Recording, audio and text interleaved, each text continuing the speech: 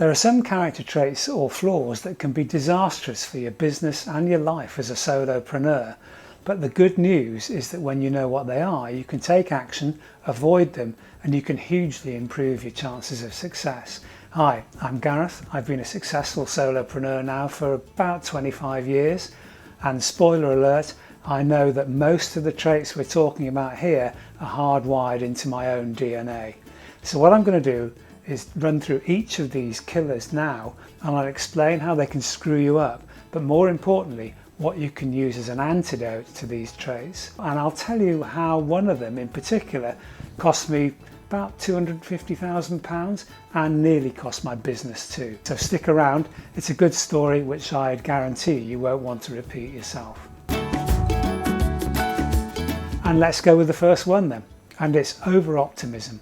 Now, optimism is normally a good thing. If you weren't optimistic, you probably wouldn't go into business. But optimism can be linked to excess risk-taking and an inability to see the reality of the position. What you end up doing is you never actually cover the downside.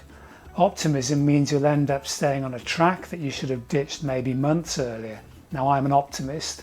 I always believe that it's too easy to see the problems in a situation and you don't give enough time to the solutions or the opportunities.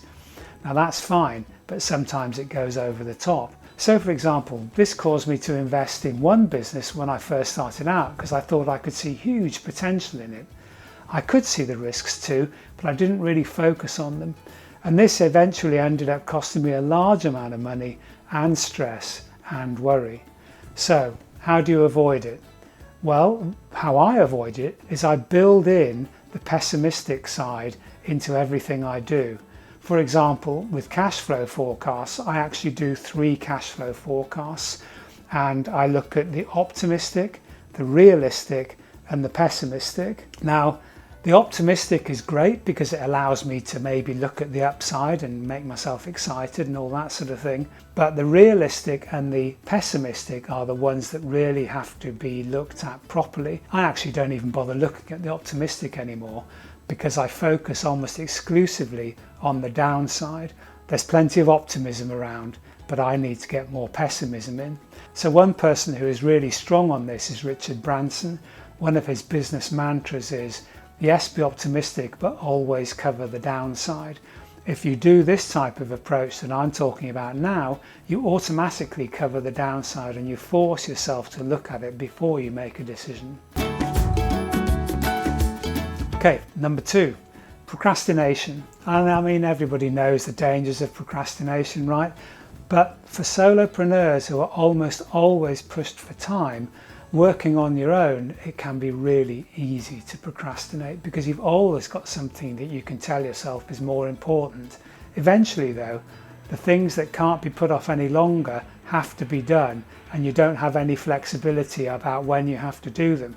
Now, flexibility is gold for a solopreneur. So I have a to-do list which has at the top of it my must-dos for that day, and I don't allow myself to move on to the other stuff until I've done the must-dos.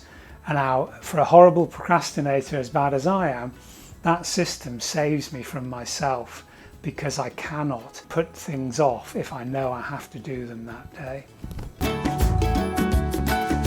Okay, number 3, stubbornness and inflexibility. Now this is often seen when people have a brilliant idea actually that turns out to be a bit of a turkey. The temptation is to start throwing good money after bad, convinced that things will turn out right eventually. So decisions like this sometimes become hard to go back on.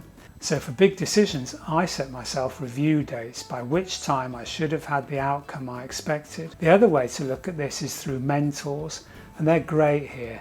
If you haven't got one, try and ask someone who knows you if they can help.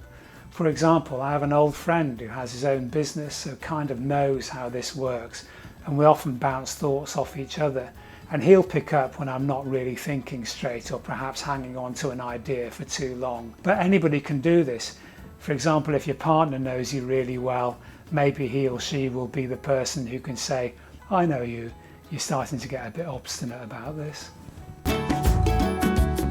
Number 4, lack of discipline. Now, this one is a killer for solopreneurs.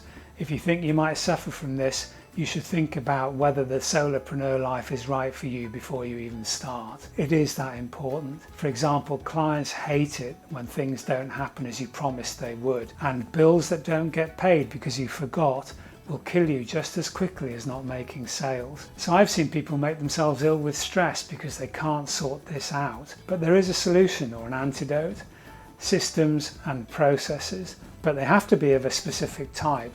They have to be light touch, but they have to be set in stone. So the to-do list, like I already discussed, is your friend here.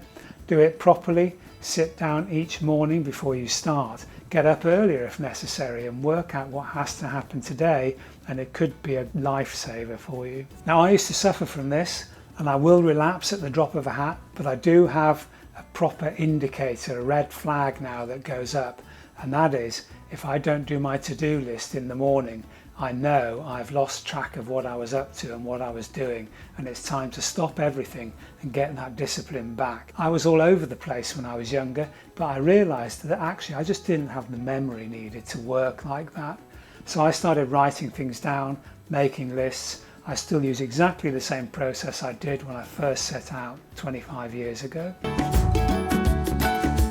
Finally, perfectionism. Possibly the opposite of what we just talked about, but it can mean missed opportunities and an inability to act quickly. Some people call it paralysis by analysis, which I think is spot on. What it can boil down to, actually though, is just good old-fashioned fear. But fear is completely understandable and it shouldn't be ignored. A framework for decision making can be your antidote here, and one element of it in particular. If you suffer from this, no doubt you'll be keen to start writing a note to yourself or a report or doing a cash flow forecast or even a business case. But before you do all of that, here's a suggestion. Work out what you need in the way of information to make the decision before you start. Then go ahead, get that information together. Now, if you have all the information you need, you can make the decision, right? But of course it won't work out like that, because your thinking and investigation will uncover more areas of uncertainty. So the key issue here is that you're wasting time by doing this, and time is your friend when you're a solopreneur. So what I do is I put review points in the decision-making process, which makes me say, am I wasting time now, or is this worth persevering with? And this discipline means that I can make sure that I'm not starting to waste time on things. Now look, I've called all these things flaws.